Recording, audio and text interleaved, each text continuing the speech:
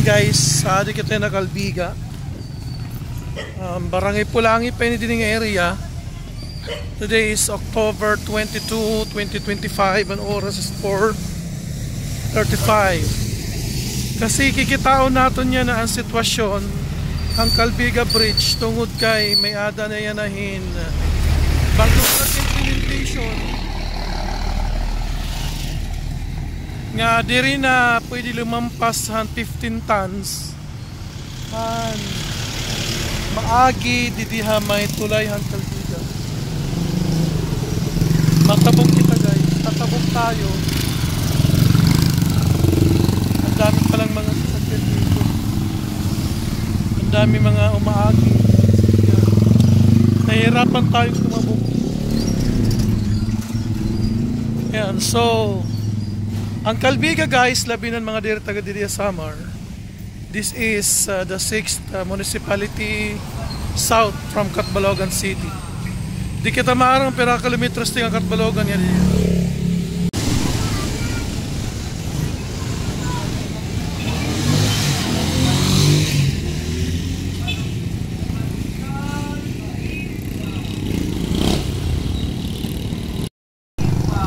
Yan guys, kalulusad ko na talaga tikang nga bus at napaman nga yung bus yung sakyan tikang Catbalogan. Waray kita din nakikita pang weighing bridge, weighing ang area kung paano nato masusukat kung or matitimbang ang mga sasakyan, or pwede kita gumamit ng timbangan ng bugas para timbangon naton ang kabugatunhan maagi din nga mga sasakyan. Basta bawal na umagian 15 tons, di kita maaram kung saan talaga ng implementation. Basta I heard na ang matabukin din tikang north side or tikang Manila, tikang Luzon, matabok nga tuloyo. Anong tikang naman di tuloyo, matabok nga di didik. Pero tikang Mindanao, tikang to Manila. Ayan, naobserbaran ko yan na didi guys, wari pa ako may nakikitang na weighing area na kundiin maagi no sa nga area pagtimbang ang kabugaton ng mga maagi dili nga mga sasakyan. And kukuhaon nato ng information from the DPWH or kung anong ayon siyang gobyerno nga makakahatag nito ng informasyon regarding ang bagong patakaran han maagi din hini nga tulay han Calbiga.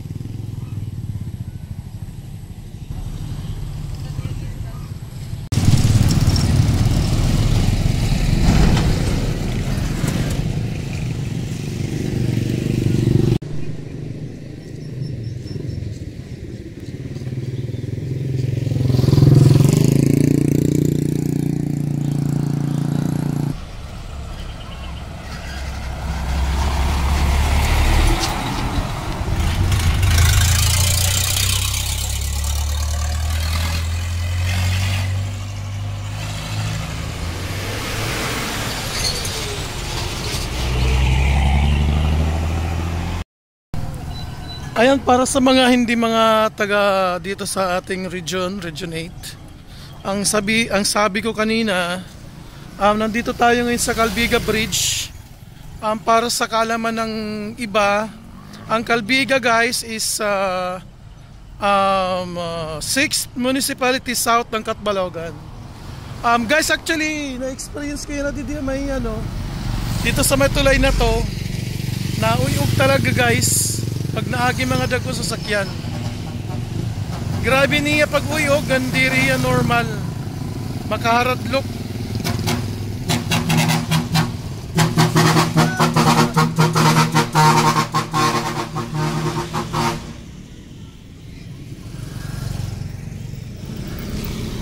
Kahit yung bata na nakasabay ko kanina umatras kasi nga iba ang kanyang alog, umakalog yung talaga yung tulay. Ayan, so if you're from Manila or Luzon, tatawid ka ng Visayas sa puntang Mindanao or papunta ka ng Bohol or Cebu, dadaanan mo talaga to guys. Ito kasi guys na tulay, panahon pa to ni Marcos. So mga ilang taon na to guys. Kung ang San Juanico Bridge more than 50 years na, how much more ito rin hanggang kailan na itong i-construct. Magtatanong tayo kung kailan to na-construct, and magre-research tayo tungkol dyan.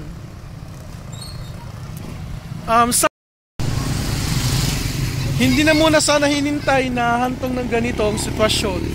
Kasi kung halimbawa masira din ang tulay na to, paano sila tatawid? So kailangan muna sana mayroon alternate na na tatawiran like tulay. Ayan guys, malaking truck tatawid. Di natin alam kung ilang tons yan. So titingnan natin kung gaano ka alog ang tulay na to.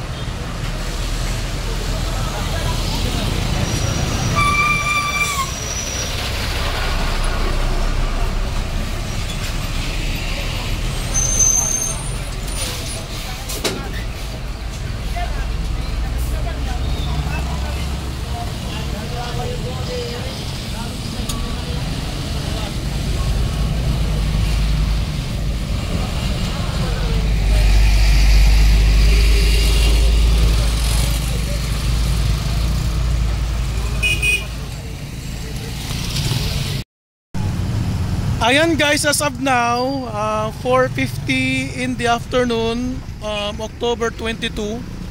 Habang naghihima ko yun na video, dito may Calbiga Bridge, may tumawag ako informing me that on 27th of October, mag-implement daw 15 tons nga kabug-aton ng maagihan Calbiga. Matabok on that side, and tekang dito nga side, kaya dito tabok. This one yan didi. Pakat to nito Tacloban, and this one right here, para nito nga Katbalogan. Nung tawari kalipungan yung mga ulo, pag binirik-birik guys. Once again, nag-try ako didabot nga kanina. Nakita man niyo yung video nga may nanaagin mga dagko nga truck. Makulba talaga niya pagbayog guys, diri niya normal. May daw kanina kadungan nga bata. Tungod na niya kahadlok, dumalagan talaga iya nga to. Bumalik iya pag nga tuhan dito may tabok.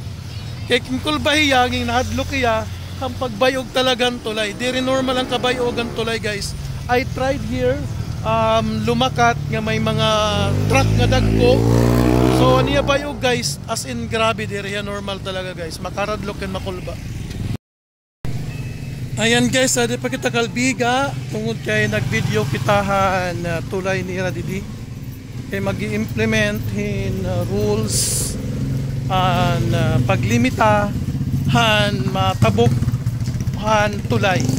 Pero before that, karoy ko gyapon mag-announce, mag-inform ang mga taga-Katbalogan and neighboring towns or municipalities, ang mga in situ, in C3 holders, labi ng mga skilled na mga aton mga holders an in situ ang TESDA. May adahin presentation ng trabahador. Usa ito yung app, kung halimbawa magpapay ng aircon or whatsoever, pinaagi itong app, kukontakon nila kung hino an available nga worker para ito nga certain skill. Bagabagayan style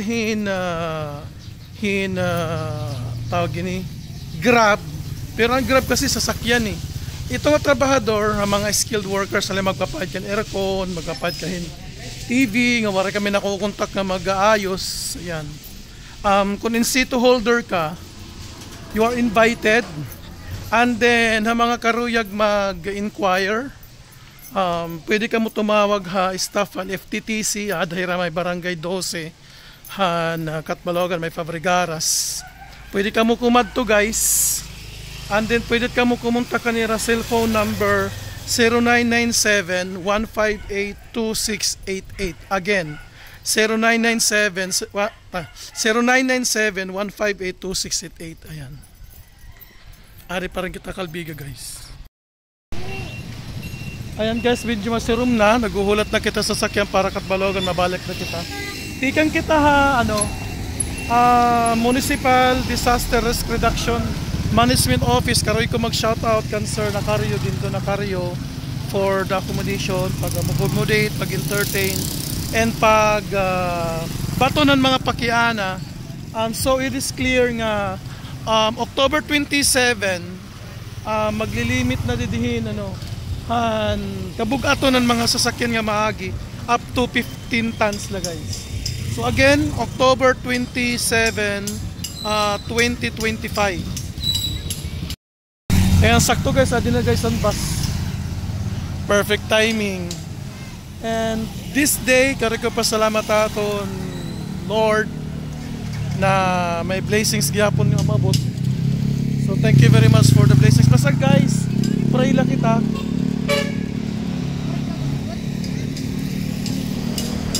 Next guys, malakit ang sakit. Talaga.